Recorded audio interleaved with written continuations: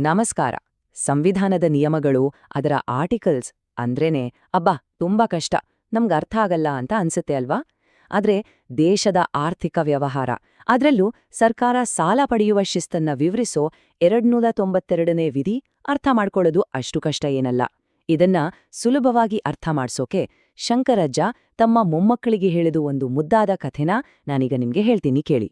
ಸಂಜೆ ಹೊತ್ತು ತಂಪಾಗಿ ಗಾಳಿ ಬೀಸ್ತಿದ್ದಾಗ ಅಜ್ಜ ತಮ್ಮ ಮೊಮ್ಮಕ್ಕಳಾದ ಅನನ್ಯ, ರೋಹನ್ ಮತ್ತೆ ಮೀರಾಳನ್ನ ಹತ್ರ ಕರೆದು, ಮಕ್ಕಳೇ, ನಿಮ್ ಶಾಲೆಯವರು ಹೊಸ್ದಾಗಿ ಒಂದು ದೊಡ್ಡ ಆಡಿಟೋರಿಯಂ ಕಟ್ಬೇಕು ಅಂತ ಯೋಚಿಸ್ತಿದ್ದಾರೆ ಅಂತ ಇಟ್ಕೊಳ್ಳಿ ಅಂತ ಒಂದು ಕಥೆ ಶುರು ಮಾಡ್ತಾರೆ. ಈಗ ಅಜ್ಜ ಮಕ್ಕಳನ್ನ ನೋಡಿ ಒಂದು ಪ್ರಶ್ನೆ ಕೇಳ್ತಾರೆ. ಶಾಲೆಗೆ ದೊಡ್ಡ ಆಡಿಟೋರಿಯಂ ಕಟ್ಬೇಕು, ಆದ್ರೆ ಈಗ್ಲೇ ಶಾಲೆ ಹತ್ರ ಅಷ್ಟು ದುಡ್ಡಿಲ್ಲ, ಹಾಗಾದ್ರೆ ಶಾಲೆಯವರು ಏನ್ ಮಾಡ್ಬೋದು ಅಂತ. ತಕ್ಷಣ ಪುಟ್ಟ ರೋಹನ್ ಎಕ್ಸೈಟ್ ಆಗಿ, ಸಾಲ ತಗೋಬೋದು ಅಜ್ಜ ಅಂತ ಹೇಳ್ತಾನೆ. ಅಜ್ಜ ನಗ್ತಾ, ಕರೆಕ್ಟಾಗಿ ಹೇಳ್ದೆ ಅಂತಾರೆ. ನೋಡಿ, ಒಂದು ಶಾಲೆಯ ತರನೇ ಸರ್ಕಾರಗಳು ಕೂಡ ದೊಡ್ಡ ದೊಡ್ಡ ಪ್ರಾಜೆಕ್ಟ್ಸ್ಗಳಿಗೆ ದುಡ್ಡನ್ನ ಸಾಲವಾಗಿ ಪಡೀಬೋದು, ಆಮೇಲೆ ಅದನ್ನ ವಾಪಸ್ ಕೊಡ್ತೀವಿ ಅನ್ನೋ ಭರವಸೆನೂ ಕೊಡ್ಬೋದು. ಆದ್ರೆ ಯಾರಾದ್ರೂ ಹಾಗೆ ಸುಮ್ನೆ ಸಾಲ ಕೊಟ್ಬಿಡ್ತಾರಾ? ಖಂಡಿತ ಇಲ್ಲ ಅಲ್ವಾ? ಸಾಲ ಕೊಡೋರಿಗೆ ಒಂದು ಗ್ಯಾರಂಟಿ ಅಥವಾ ಭದ್ರತೆ ಬೇಕೇ ಬೇಕು. ಅದಕ್ಕೆ ಶಾಲೆಯವರು, ನೋಡಿ, ನಮ್ಮ ಶಾಲೆಯ ಮುಖ್ಯ ನಿಧಿ ಅಥವಾ ಮೇನ್ ಫಂಡ್ ಇದೆ, ಅದರ ಮೇಲಿರೋ ನಂಬಿಕೆ ಆಧಾರದ ಮೇಲೆ ನಾವು ಸಾಲ ಕೇಳ್ತಿದ್ವಿ ಅಂತಾರ. ಶಾಲೆಯ ಮೇನ್ ಫಂಡ್ ಅನ್ನೋದು ಸಾಲ ಕೊಡೋರಿಗೆ ಒಂದು ದೊಡ್ಡ ನಂಬಿಕೆ ಹುಟ್ಟಿಸುತ್ತೆ. ಇದನ್ ಕೇಳ್ದಾಗ ಮೀರಾಳಿಗೆ ಥಟ್ಟಂತ ಅರ್ಥ ಆಗತ್ತೆ, ಓಹೋ, ಸಾಲ ಸಿಗ್ಬೇಕಂದ್ರೆ ಭದ್ರತೆಗೆ ಅಂತ ಒಂದು ದೊಡ್ಡ ನಿಧಿ ಇರೋದು ತುಂಬಾನೇ ಮುಖ್ಯ ಅಂತ. ಇಲ್ಲಿ ಶಂಕರಜ್ಜ ಈ ಶಾಲೆಯ ಕಥೆನ ನಮ್ಮ ನಿಜ ಜೀವನಕ್ಕೆ ಎಷ್ಟು ಚೆನ್ನಾಗಿ ಲಿಂಕ್ ಮಾಡ್ತಾರೆ ಅಂದ್ರೆ, ಶಾಲೆಯ ಮುಖ್ಯ ನಿಧಿ ಜಾಗದಲ್ಲಿ ನಮ್ಮ ದೇಶದ ಆರ್ಥಿಕತೆಯ ಅತಿ ಮುಖ್ಯವಾದ ಭಾಗ ಅಂದ್ರೆ ಭಾರತದ ಸಂಚಿತ ನಿಧಿ ಅಥವಾ ಕನ್ಸಾಲಿಡೇಟೆಡ್ ಫಂಡ್ ಆಫ್ ಇಂಡಿಯಾ ಬರುತ್ತೆ. ಭಾರತ ಸರ್ಕಾರ ಸಾಲ ತಗೋಬೇಕಾದಾಗ ಶಾಲೆ ತನ್ನ ಫಂಡನ್ನ ಬಳಸಿದ ಹಾಗೆ ಈ ಸಂಚಿತ ನಿಧಿಯನ್ನ ಭದ್ರತೆಯಾಗಿ ಇಡುತ್ತೆ. ಶಾಲೆಯ ಕಥೆಗೂ ನಮ್ಮ ದೇಶದ ಆರ್ಥಿಕ ವ್ಯವಸ್ಥೆಗೂ ಇರೋ ಈ ಲಿಂಕ್ ಕೇಳಿ ಮಕ್ಕಳಿಗಂತೂ ಫುಲ್ ಆಶ್ಚರ್ಯ. ಇದರ ಅಸಲಿ ಅರ್ಥ ಏನು ಅಂದ್ರೆ, ನಮ್ಮ ಸಂವಿಧಾನದ 292ನೇ ವಿಧಿ ಕೇಂದ್ರ ಸರ್ಕಾರದ ಈ ಕಾರ್ಯಾಂಗದ ಅಧಿಕಾರವನ್ನ ಕ್ಲಿಯರ್ ಆಗಿ ಹೇಳುತ್ತೆ. ಅಂದ್ರೆ ಭಾರತದ ಸಂಚಿತ ನಿಧಿಯ ಭದ್ರತೆ ಮೇಲೆ ಸಾಲ ಪಡೆಯುವ ಅಧಿಕಾರ ಶಾಲೆಯ ಆಡಿಟೋರಿಯಂ ತರಾನೇ ದೇಶದಲ್ಲಿ ರಸ್ತೆ, ಆಸ್ಪತ್ರೆ, ದೊಡ್ಡ ದೊಡ್ಡ ಯೋಜನೆಗಳಿಗೆ ಹಣ ಹೊಂದ್ಸೋಕೆ ನಮ್ಮ ಸಂವಿಧಾನವೇ ಸರ್ಕಾರಕ್ಕೆ ಕೊಟ್ಟಿರೋ ಒಂದು ಪವರ್ಫುಲ್ ಅಧಿಕಾರ ಇದು. ಆದ್ರೆ ಒಂದು ನಿಮಿಷ, ಕಥೆ ಇಲ್ಲಿಗೆ ಮುಗಿಯಲ್ಲ. ಅಜ್ಜ ಸ್ವಲ್ಪ ಸೀರಿಯಸ್ ಆಗಿ ಮುಂದಕ್ಕೆ ಬಾಗಿ ಇನ್ನೊಂದು ಪ್ರಶ್ನೆ ಕೇಳ್ತಾರೆ.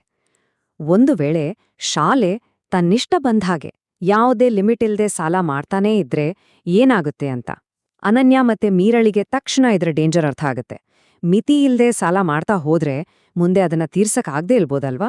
ಇದು ಇಡೀ ಶಾಲೆಗೇನೆ ಒಂದು ದೊಡ್ಡ ಕಂಟಕ ಆಗ್ಬಿಡತ್ತೆ. ಹಾಗಾದ್ರೆ ಈ ಸಾಲ ಮಾಡೋದಕ್ಕೂ ಒಂದು ರೂಲ್ಸ್, ಒಂದು ಲಿಮಿಟ್ ಇರ್ಲೇಬೇಕಲ್ವಾ? ಅಜ್ಜ ಕೇಳ್ತಾರೆ, ನಮ್ಮ ಕಥೆಯಲ್ಲಿ ಈ ಸಾಲದ ಲಿಮಿಟ್ ಅನ್ನ ಯಾರು ಫಿಕ್ಸ್ ಮಾಡ್ಬೇಕು, ಯಾರು ಈ ಕಂಟ್ರೋಲ್ ಇಟ್ಕೋಬೇಕು ಅಂತ. ರೋಹನ್ ಸ್ವಲ್ಪ ಯೋಚನೆ ಮಾಡಿ ಶಾಲೆಯ ಪ್ರಿನ್ಸಿಪಲ್ ಅಂತ ಕರೆಕ್ಟಾಗಿ ಗೆಸ್ ಮಾಡ್ತಾನೆ. ಹೌದು, ಶಾಲೆ ಸಾಲದ ಸುಳಿಯಲ್ಲಿ ಸಿಲುಕದೆ ಇರೋ ಹಾಗೆ ನೋಡ್ಕೊಳ್ಳೋಕೆ ಪ್ರಿನ್ಸಿಪಲ್ ಒಂದು ಸ್ಟ್ರಿಕ್ಟ್ ಲಿಮಿಟ್ ಹಾಕ್ಲೇಬೇಕು.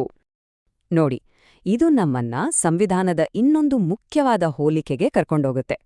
ಶಾಲೆಯಲ್ಲಿ ಪ್ರಿನ್ಸಿಪಲ್ ರೂಲ್ಸ್ ಮಾಡೋ ಥರ ನಮ್ಮ ದೇಶದಲ್ಲಿ ಸಂಸತ್ತು ಅಂದ್ರೆ ಪಾರ್ಲಿಮೆಂಟ್ ಕಾನೂನಿನ ಮೂಲಕ ಈ ಸಾಲದ ಮಿತಿಯನ್ನ ನಿರ್ಧಾರ ಮಾಡುತ್ತೆ. ಅಂದ್ರೆ ಸರ್ಕಾರ ತನಗೆ ಇಷ್ಟ ಬಂದಷ್ಟು ಸಾಲ ಮಾಡೋ ಹಾಗಿಲ್ಲ. ನಮ್ಮೆಲ್ಲರ ಹಣಕಾಸಿನ ಭದ್ರತೆ ಕಾಪಾಡೋಕೆ ಪಾರ್ಲಿಮೆಂಟ್ ಒಂದು ಲಿಮಿಟ್ ಸೆಟ್ ಮಾಡುತ್ತೆ. ಪ್ರಜಾಪ್ರಭುತ್ವದಲ್ಲಿ ಇದಕ್ಕಿಂತ ಸುಂದರವಾದ ಕಂಟ್ರೋಲ್ ಸಿಸ್ಟಮ್ ಇನ್ನೇನಿದೆ ಹೇಳಿ? ಈಗ ಶಂಕರಜ್ಜ ಮತ್ತೊಂದು ಇಂಟ್ರೆಸ್ಟಿಂಗ್ ಕಾನ್ಸೆಪ್ಟ್ ತರ್ತಾರೆ. ತಮಾಷೆಯಾಗಿ, ನನ್ನ ಫ್ರೆಂಡ್ ಏನಾದ್ರೂ ಸಾಲ ತೀರ್ಸಿಲ್ಲ ಅಂದ್ರೆ ಅವನ ಪರವಾಗಿ ನಾನು ದುಡ್ಡು ಕಟ್ತೀನಿ ಅಂತಾರೆ. ಇದನ್ನ ಕೇಳಿ ರೋಹನ್ ನಗ್ತಾ, ಅಜ್ಜ, ಇದು ಸಿಕ್ಕಾಪಟ್ಟೆ ರಿಸ್ಕ್ ಅಲ್ವಾ? ಫ್ರೆಂಡ್ ಕೈ ಕೊಟ್ರೆ ನಾವೇ ಸಾಲ ತೀರ್ಸ್ಬೇಕಾಗತ್ತೆ ಅಂತಾನೆ. ಅವನು ಹೇಳಿದ್ದು 100% ಸತ್ಯ. ನಮ್ಮ ಆರ್ಥಿಕ ಪ್ರಪಂಚದಲ್ಲಿ ಈ ತರಹದ ಪ್ರಾಮಿಸ್ ಮಾಡೋದಕ್ಕೆ ಒಂದು ಹೆಸರಿದೆ. ಇದನ್ನೇ ಖಾತ್ರಿ ಅಥವಾ ಗ್ಯಾರಂಟಿ ಕೊಡೋದು ಅಂತ ಕರೆಯೋದು. ಆರ್ಟಿಕಲ್ 292ರ ಪ್ರಕಾರ ಬೇರೆಯವರ ಪರವಾಗಿ ಗ್ಯಾರಂಟಿ ಕೊಡೋ ಅಧಿಕಾರ ಕೂಡ ಭಾರತ ಸರ್ಕಾರಕ್ಕಿದೆ. ಅಂದ್ರೆ ಯಾವುದೋ ರಾಜ್ಯ ಸರ್ಕಾರ ಅಥವಾ ಸಂಸ್ಥೆ ಸಾಲ ತೀರ್ಸೋಕಾಗಿಲ್ಲ ಅಂದ್ರೆ ಕೇಂದ್ರ ಸರ್ಕಾರ ಆ ಜವಾಬ್ದಾರಿನ ತಗೊಳುತ್ತೆ. ಆದ್ರೆ ಇಲ್ಲೂ ಒಂದು ಟ್ವಿಸ್ಟ್ ಇದೆ. ಈ ಗ್ಯಾರಂಟಿ ಕೂಡ ಪಾರ್ಲಿಮೆಂಟ್ ಫಿಕ್ಸ್ ಮಾಡಿರೋ ಲಿಮಿಟ್ಸ್ ಒಳಗಡೆನೇ ಇರ್ಬೇಕು. ಸುಮ್ನೆ ಮನ್ಸಿಗೆ ಬಂದಷ್ಟು ಭರವಸೆ ಕೊಟ್ಟು ದೇಶನ ಸಂಕಷ್ಟಕ್ಕೆ ಸಿಲುಕ್ಸೋ ಹಾಗಿಲ್ಲ. ಹಾಗಾದ್ರೆ ಶಂಕರಜ್ಜ ಹೇಳಿದ ಈ ಕಥೆಯಿಂದ ನಾವು ಕಲಿಯೋ ಮುಖ್ಯವಾದ ಪಾಠಗಳೇನು? ಕ್ವಿಕ್ ಆಗಿ ನೋಡೋಣ ಬನ್ನಿ. ಮೊದಲನೇದು, ಸರ್ಕಾರ ತನ್ನ ಮುಖ್ಯ ನಿಧಿಯನ್ನ ಬಳಸಿ ಸಾಲ ಪಡಿಬೋದು. ಎರಡನೇದು, ಸರ್ಕಾರ ಬೇರೆಯವರ ಸಾಲಕ್ಕೆ ಗ್ಯಾರಂಟಿ ಕೂಡ ಕೊಡ್ಬೋದು. ಮತ್ತೆ ಮೂರನೇ ಅತಿ ಮುಖ್ಯವಾದ ಪಾಯಿಂಟ್ ಅಂದ್ರೆ ಇವೆಲ್ಲವೂ ಪಾರ್ಲಿಮೆಂಟ್ ಹಾಕಿರೋ ಲಿಮಿಟ್ಸ್ ಒಳಗಡೆನೇ ಇರಬೇಕು. ಮಕ್ಕಳಿಗೂ ಇದು ಕ್ಲಿಯರ್ ಆಗಿ ಅರ್ಥ ಆಯ್ತು. ಕಂಟ್ರೋಲ್ಡ್ ಆಗಿರೋ ಸಾಲ, ಜವಾಬ್ದಾರಿ ಮತ್ತೆ ಮಿತಿ ಮೀರಿ ಖರ್ಚು ಮಾಡಬಾರ್ದು ಅನ್ನೋದು ಎಷ್ಟು ಮುಖ್ಯ ಅಂತ ಶಂಕರಜ್ಜ ಒಂದು ಮುಗುಳ್ನಗೆಯೊಂದಿಗೆ ತಮ್ಮ ಕಥೆನ ಮುಗಿಸ್ತಾರೆ. ಈ ಕಥೆ ನಮಗೂ ಒಂದು ದೊಡ್ಡ ಪ್ರಶ್ನೆನ ಕೇಳುತ್ತೆ.